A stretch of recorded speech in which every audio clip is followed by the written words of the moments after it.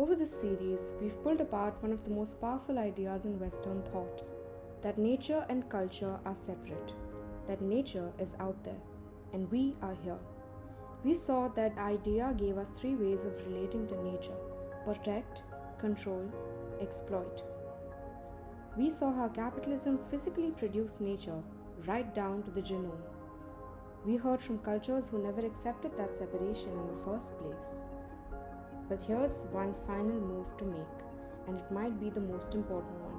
What if nature isn't just something we act upon? What if it acts back? Here's the problem with everything we've covered so far.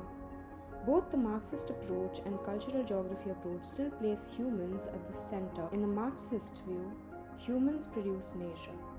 In the cultural geography view, humans imagine nature. But in both accounts, nature itself is passive, a backdrop, a resource, a screen onto which we project meaning. Scholar Sarah Whatmore argued that both traditions make the same mistake. They eclipse what she called nature's own vitality. It forces its agency. Nature is not waiting for us to produce it or imagine it. It is already doing things, powerful, consequential things. In 2020, the entire human world stopped. A single non-human entity, a virus, dismantled global supply chains, grounded every single airplane, paralyzed governments, and forced billions of humans into isolation. No army did that, no government, no corporation. A piece of biological material smaller than anything visible to the naked eye reshaped human civilization in months. If nature is passive, it is just raw material for human production, then how do we explain this or this? In Iceland, a glacier called Öxarjökull was declared dead in 2019. It had existed for 700 years. Icelanders held a funeral for it. They erected a plaque. It read, "In the next 200 years, all our main glaciers are expected to follow the same fate." The author who wrote the plaque said, "Historical events are happening. We should not normalize them. Climate change is not a future threat. It is nature responding to centuries of human action. The oceans acidifying, the reefs dying, the ice retreating, and the sea is rising. Nature is not passive, it is reacting, and we are inside that reaction.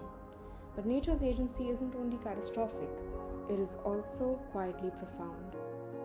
Researcher Mark Bekoff once witnessed 5 magpies gather around one of their dead. One approached the body, gently pecked at it, stepped back. Another flew off and returned with grass and laid it beside the corpse. Then all 4 stood in silence for a few seconds and one by one flew away. Was that grief, ritual, culture? Elephants do something similar. They return to the bones of their dead. Scientists are increasingly asking whether intelligence, emotion, and even culture are not uniquely human traits at all. The more than human turn says, the question isn't whether what animals think, it's why we ever assumed they didn't. Pick up a glass of water. Simple, ordinary, unremarkable, but trace it back. Where did that come from? Snow melt from a mountain range, part of the hydrological cycle. Captured behind a dam built by engineers, treated with chemicals, tested for safety, pumped through underground infrastructure that reaches some neighborhoods reliably and others barely at all.